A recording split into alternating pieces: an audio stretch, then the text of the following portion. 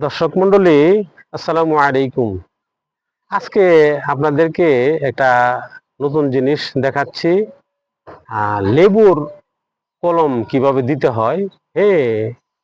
এই আমি দেখাচ্ছি, আপনারা দেখেন।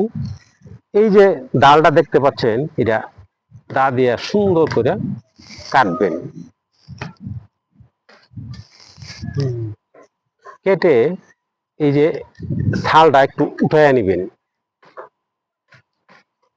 আমি অনেকগুলো এইভাবে এই লেবুর কলম বানাইছি, আপনারা পারবেন, একদম ইজি। হ্যাঁ,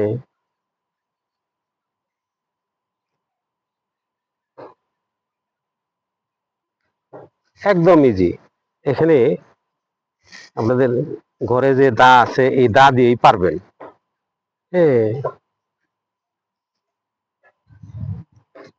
মনে করেন আপনার কাছে কোনো ভালো লেবুর জাত নাই, কিন্তু আপনার এক আত্মীয়র বাড়িতে আছে বা পাশের বাসায় আছে বা পাশের কোনো দোকানে কোনো ইয়েতে আছে, কোনো বাগানে আছে, তো ওইখানে গিয়ে আপনি একটা ডালের মধ্যে এরকম ভাবে ইয়ে করবেন।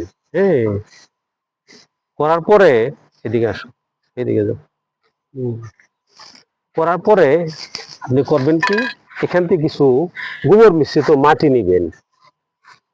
হুম, এই যে মাটি, গোবর মিশ্রিত উর্বর মাটি নিতে হবে, তাড়াতাড়ি এটা শিকড় গজাবে। এই যে দেখতে পাচ্ছেন,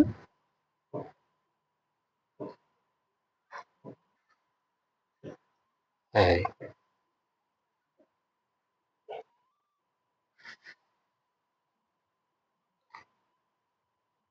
এটা এইভাবে বেঁধে ফেলবেন।